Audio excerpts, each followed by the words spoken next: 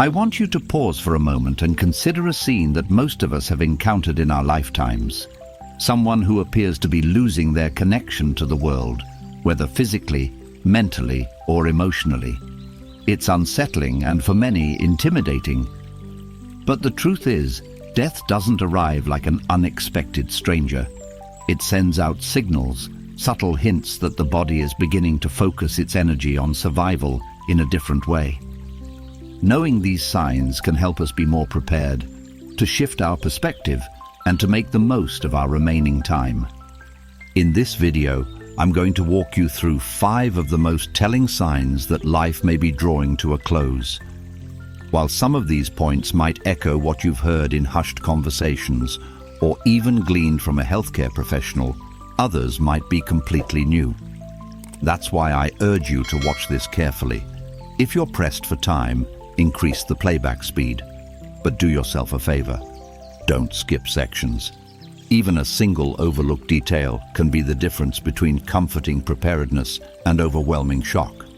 Before we begin, remember that none of this is intended to instill fear. On the contrary, knowledge about the end of life can be empowering, offering a clearer path to acceptance, personal reflection, and ultimately, peace.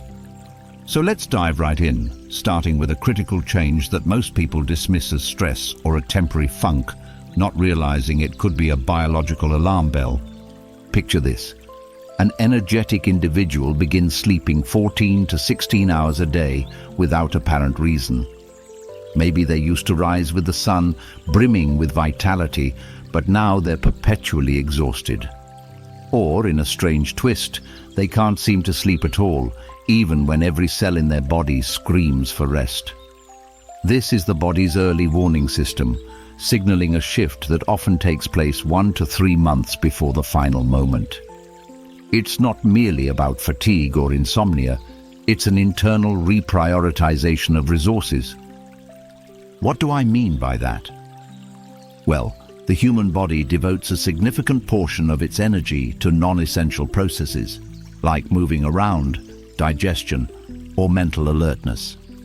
But when it begins to suspect that time is running short, it reallocates energy toward the most crucial systems: the heart, the lungs, the brainstem. It's like a city official shutting down less critical factories to preserve power for hospitals and emergency services. That's why many notice their loved ones switching their day-night cycle, sleeping through afternoons, then lying awake before dawn, or napping in brief, restless intervals. But how do we distinguish this sign from everyday exhaustion or something like depression? Generally, if the changes last for weeks, ignore typical improvements, like a weekend of total rest or a peaceful vacation, and seem accompanied by other subtle shifts, loss of appetite, mental withdrawal, this could be your clue. It's not just a bad month, it's a biological reorientation. This phase can be disconcerting for family and friends. They might see it as laziness, or they might push the person to regain a normal schedule. But the body has its own timetable now, prioritizing only what keeps it going at the core. So if you notice these persistent disruptions in sleep, remember, it might be the first sign that the final chapter is approaching.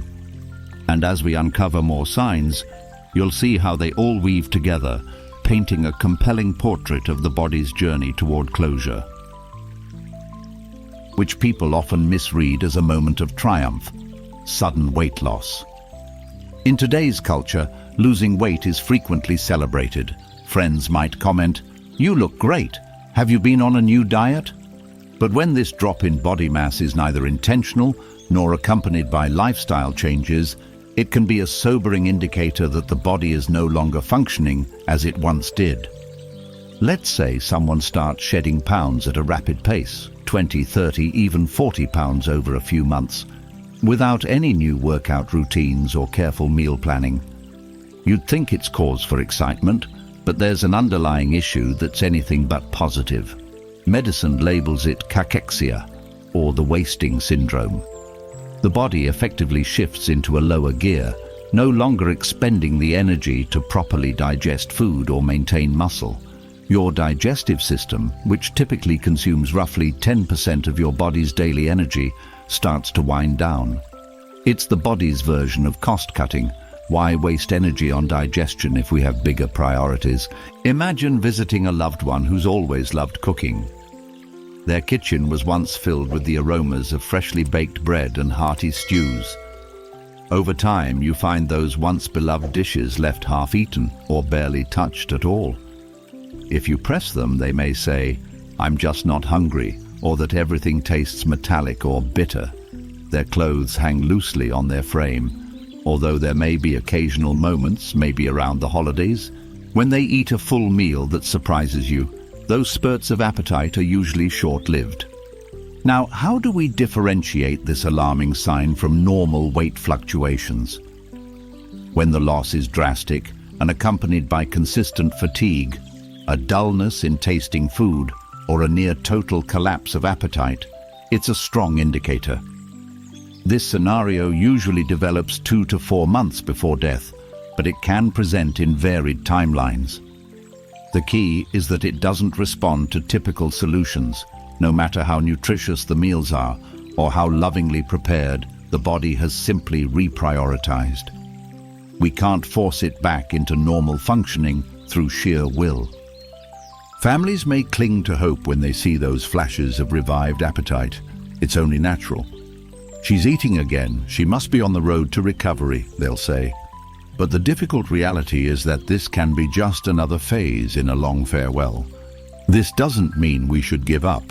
It simply reminds us that our energy might be better spent on emotional support, comfortable presence, and time spent together rather than trying to push large plates of food. It's crucial to meet your loved one where they are, respecting what their body can handle. If you notice such weight changes in yourself or someone you care about, paired with that persistent disinterest in food, recognize it as a sign to reevaluate priorities.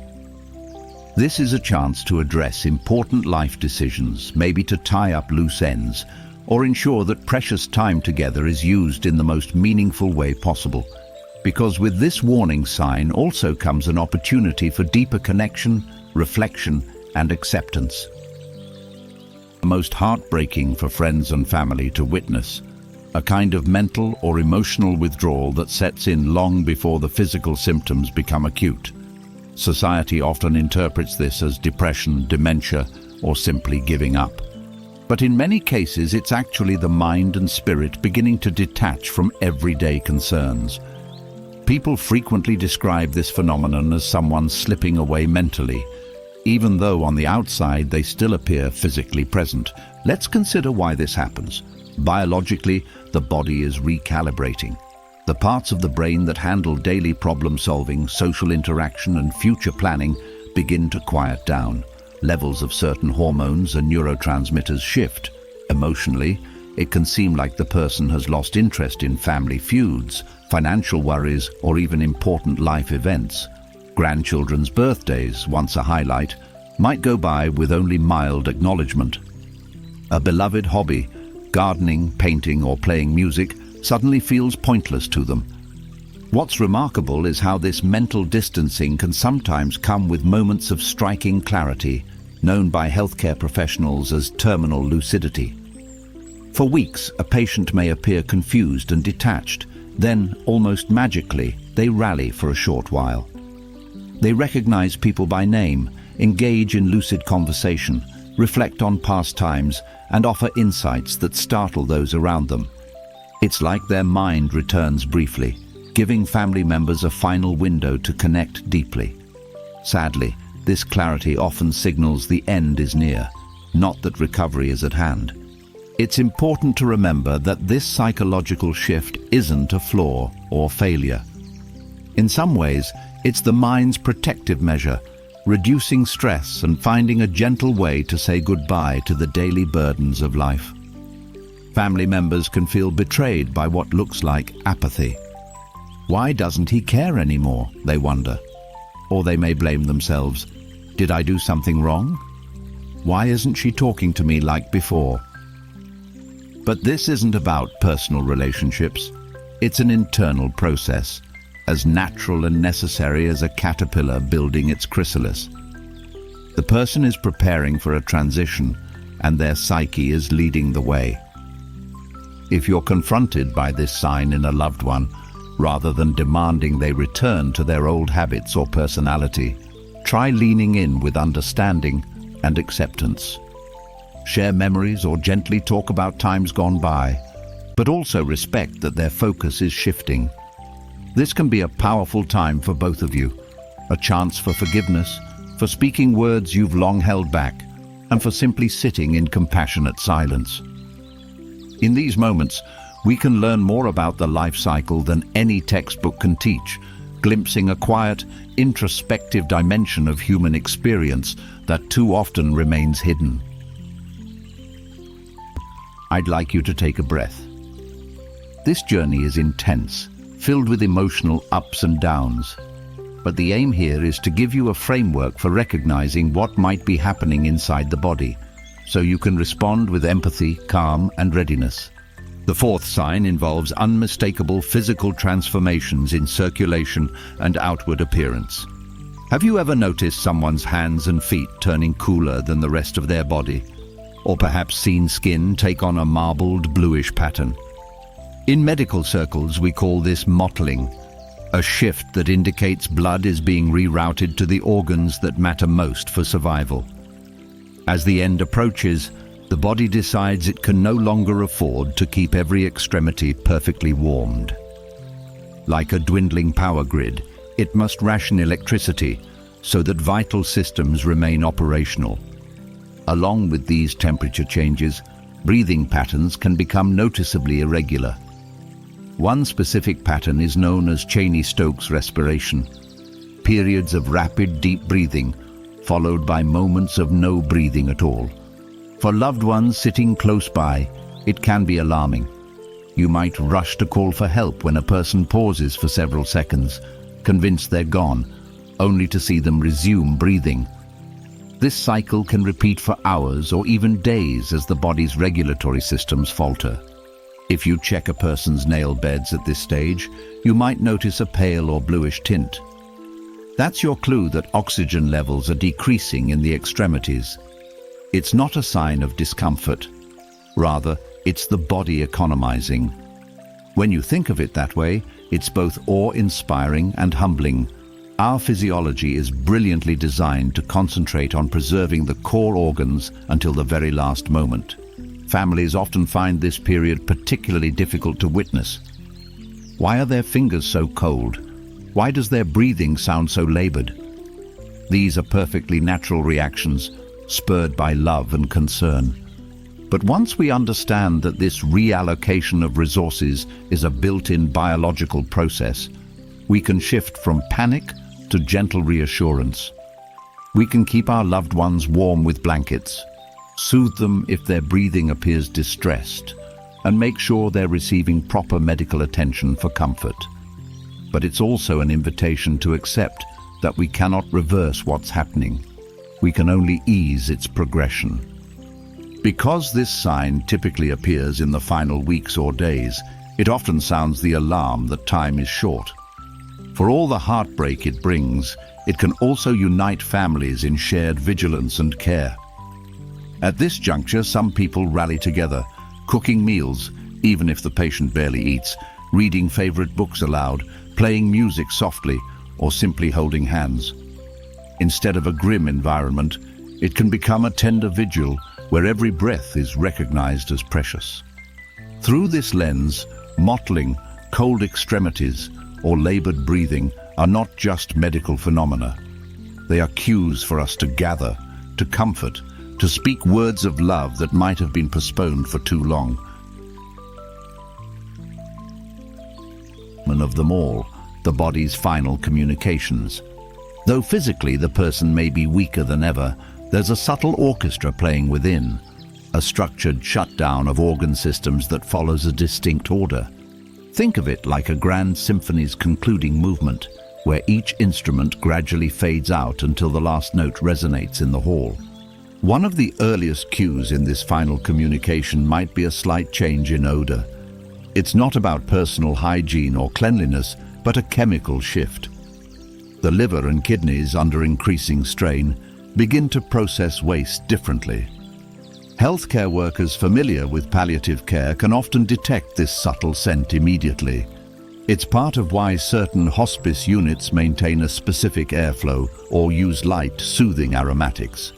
While it's not necessarily unpleasant, it's a notable shift that indicates the body is transitioning. Then we have what some call the death rattle, the gurgling sounds that occur when a person can no longer clear secretions in their throat. It can be startling, but it's typically not painful for the person experiencing it. Instead, it's another sign that the body isn't investing energy in minor tasks anymore. The same goes for involuntary movements, hands reaching, plucking at the sheets, or gesturing at objects that aren't there. These are often tied to changes in oxygen flow within the brain, creating hallucinations or vivid glimpses that we, as observers, can't fully understand. Perhaps the most beautiful and sometimes wrenching part of these final communications is the lingering auditory awareness. Even when someone appears unresponsive, many medical professionals believe hearing is the last sense to fade. That's why you'll often see hospice nurses gently encouraging family members to keep talking, keep playing music, keep speaking messages of love and gratitude. Even if we can't be sure the person is absorbing every word, there's evidence suggesting they might. On occasion, patients have later recounted hearing voices or familiar songs during periods when they were presumed unconscious or unresponsive. It's also true that people nearing the end often exhibit a profound determination that baffles scientific understanding. They might hang on until a dear friend flies in from another city, or until a certain date passes. A birthday, an anniversary, or the resolution of a long-standing conflict. While we can't fully explain it in clinical terms, this phenomenon shows the incredible bond between body, mind, and spirit. Recognizing these communications for what they are, signs of a well-choreographed shutdown, can bring solace in the midst of sorrow, reminding us that even in life's final act, there is an underlying sense of order and intention. Explore why this knowledge can be such a powerful tool. In many cultures, discussing death openly is seen as taboo. It's labeled morbid, unsettling, or too personal to address outside of hushed hospital corridors. But that reluctance often leaves families blindsided, unsure how to respond when a loved one displays the symptoms we've been discussing. It can lead to frantic hospital visits in the 11th hour, or regret over conversations never had. When we embrace these signs as part of a natural, if difficult, process, we're not surrendering to hopelessness. Instead, we're recognizing that life has a beginning, a middle, and an end, and that each phase deserves its own form of respect and care. For some, that might involve reaching out to hospice services, whose specialized teams focus on comfort, pain management, and emotional support. Hospice care is designed not just for patients, but for families, helping everyone navigate the final weeks or days with compassion and often a surprising sense of tranquility. Additionally, understanding these signals can open doors to meaningful goodbyes. If you notice dramatic changes in sleep, appetite, or mental engagement, you can initiate gentle, honest conversations about end-of-life wishes. You might help your loved one draft advance directives or discuss the kind of memorial they find meaningful. These topics are never easy, but having them while your loved one is still able to participate can lighten the emotional load on everyone involved. Moreover, being aware of the body's final communications helps us provide the right kind of support. We learn not to panic at mottled skin or labored breathing, but to respond calmly. We can minimize fear by explaining, "This is normal, your body is working very hard right now," and reassure them with presence and touch. In many cases, the greatest comfort we can offer is simply being there, a hand in theirs, reflecting their breathing rhythm, perhaps sharing a quiet memory or playing soft music in the background. This knowledge can also embolden you to be an advocate in medical settings. When you notice these signs, you can speak up to doctors or nurses, asking for appropriate interventions, whether that's pain management, IV fluids, or support for symptoms like anxiety or restlessness. Doctors, though trained extensively, may not always witness the day-to-day progression of these signs, so your observations become invaluable. By being informed, you partner more effectively with healthcare professionals, ensuring your loved one's final stretch is as gentle and dignified as possible. You might see them overlap, intermingle, or appear in different orders. Some people experience notable appetite changes long before major shifts in sleep. Others become mentally withdrawn first, then show circulatory changes. Human bodies are as varied as the lives they lead, so these indicators should be seen as a guiding map, not an unbreakable rule. What's essential is recognizing that each sign is like a milestone on a journey. When you see 2, 3, or 4 of them manifest together, that's often a strong indication that time is drawing near.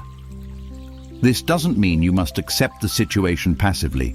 In fact, it can be an impetus to live even more vividly, savor small joys, a cup of tea, a conversation with a dear friend, a brief moment of sunshine on the porch. Sometimes, an awareness of life's finite nature can spark a renewed passion for the days that remain. If you have the chance, encourage open dialogue with the person going through these changes. Ask if there's anything they want to say, hear, or do.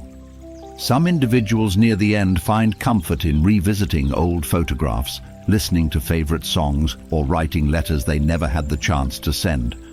Others prefer tranquility, a quiet space and a gentle hand to hold. There's no universal correct path to closure. The best approach is the one that honors the individual's own pace and desires.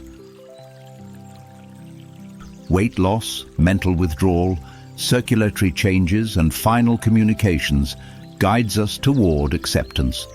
Recognizing them early grants time to speak truths, ease regrets, and honor final wishes. Letting go of denial opens space for peace in life's closing moments. May peace guide you. May peace guide you.